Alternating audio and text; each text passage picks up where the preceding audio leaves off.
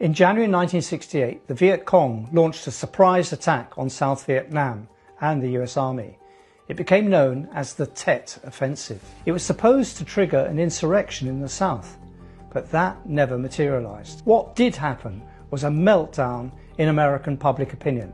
The Pentagon came under unprecedented criticism for its optimistic assessment of the course of the Vietnam War.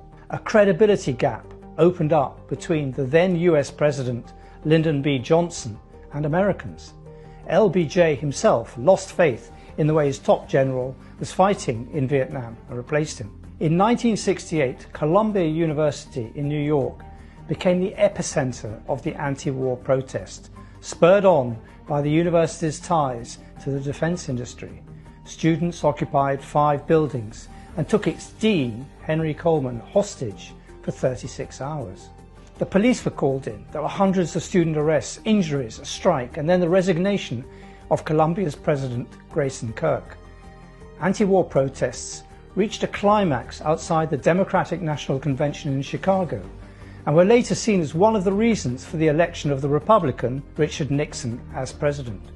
Meanwhile, the anti-war protests spread like wildfire to Europe, first to West Berlin and then to Paris, where in May 1968 a worker and student revolt triggered 10 weeks of street battles. At one point, the Élysée lost its nerve and French President Charles de Gaulle scuttled to Germany.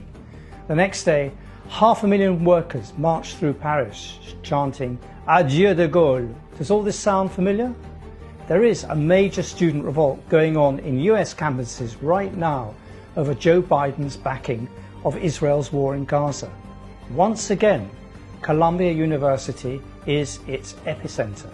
Last night, students occupied Hamilton Hall, and after the university started suspending more students. This building was occupied by protests in 1968. The protests have spread to 30 other universities and colleges. At the conservative Ivy League Yale, students are demanding the university divest from all weapons manufacturing companies contributing to Israel's assault on Palestine. Yale has exchange students with 7 Israeli universities. Harvard has programs with 3 of these universities, while Columbia has relations with 4 of them. As in 1968, many of these protests have been met by police violence. Over 900 students have been arrested since the first clashes at Columbia over 2 weeks ago. They have also spread to Britain and to Europe. At Trinity College, Cambridge, the portrait of Lord Balfour, the British Foreign Secretary responsible for a statement recognising the right of Jews to a homeland in Palestine, was defaced and slashed before being removed by the university. London has just seen its 13th national demonstration since the war began. The protests against the war in Gaza, in their persistence and size, are only matched by the million-plus demonstration against Tony Blair's decision to invade Iraq, which in 2003 was the biggest of its kind. In 1968, the targets were the Pentagon and de Gaulle and his repressive paternalism. Today's targets of the anti-war movement is Israel, the pro-Israel lobby, and its chief armourers, America, Britain and Germany. Spearheading the revolt against Zionism is a new generation of Jew who is turning up in increasing numbers at these protests. The Gaza war is causing an unprecedented debate among Jewry, with leading intellectuals like the Canadian journalist and activist Naomi Klein arguing that Zionism is, and I quote, a false idol that has taken the idea of the promised land and turned it into a deed of sale for a militaristic ethno-state. These events will not be without their consequences. The first is that for the first time in history, Gaza, both its people and its militias and fighters, are displaying a determination to stand and fight, which the PLO and Yasser Arafat never showed.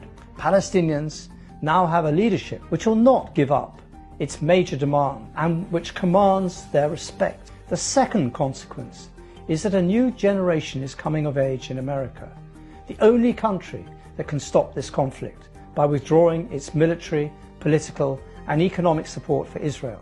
it is still the only country that Israel listens to and takes seriously. The Jews amongst this generation are horrified by what is being done in their name, horrified by how their religion has been morphed into an apology for ethnic cleansing, horrified by how their proud and painful heritage has been reduced into a license to kill, horrified by the power exerted by Israel over the US Congress, the UK Parliament and every mainstream party in Europe.